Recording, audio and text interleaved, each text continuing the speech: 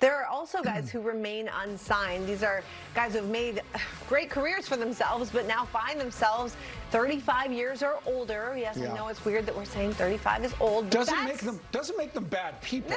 Doesn't make them bad people. Older players in a league in which we are seeing 18, 19, 20-year-olds light it up on a nightly basis. And so you have these guys that seem like they'd be a sure sign for an NHL team, and they're still not. Is there someone on that list that you think should probably get a contract somewhere? Yeah, I think Antti Raanta and the goaltending position is always kind of that really suspect area where, honestly, you might identify 8 to 10 clubs every year that have concerns about a serviceable backup.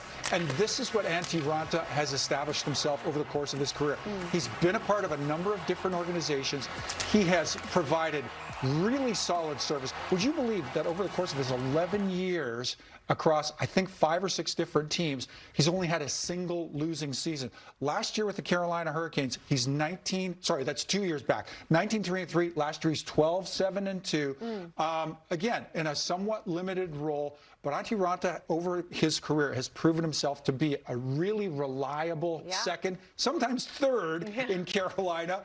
But he's a guy that I think for the right club, and perhaps it's well worth taking a shot, having a look at Antti Raanta on a 1-year deal at a rather modest figure. Okay, yeah. And then I know earlier we had Anders Leon, and we were talking to him about his teammate and buddy, former teammate, I guess, maybe, depending on how things shake out, Matt Martin. Do you see him still having a good fit with some team? I mean, I feel like he'd be a great fit for a lot of teams out there. I think so. And two, think about Matt Martin in this context, Jamie. Over the course of the last couple of years, and certainly in the Metro Division, we have seen kind of a migration back to that heavyweight enforcer type player, but a guy that can play, respectable minutes, 8, 10 perhaps, and beyond.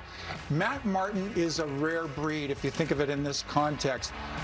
Yes, he's a big, strong guy who can hold his weight against anybody in the business that plays that role. Strikes very close to home for me. But he's also a guy, again, a member of one of the best fourth lines in hockey for, probably a good 6 seasons or better. He can play 10-plus minutes a night. He's not going to embarrass you. He's very reliable on his own end. But again, providing that physical edge. There's lots of good hockey left in Matt Martin if there's a club that their interests line up,